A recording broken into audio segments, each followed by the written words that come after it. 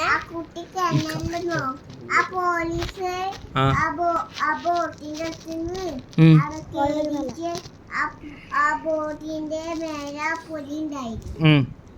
എന്നിട്ട് പോലീസിനെ കടിച്ചിട്ട് ആ കൊണ്ടുപോയിട്ട് കടപ്പുറം ഇട്ടു. മീനിന പോലീസ് തിന്നു വെള്ളി ഷാർക്കിന. എന്നിട്ട്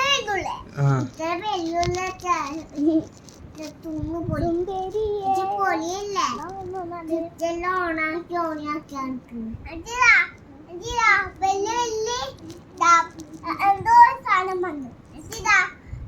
എന്തോ സാധനം വന്നിട്ട് ഒരു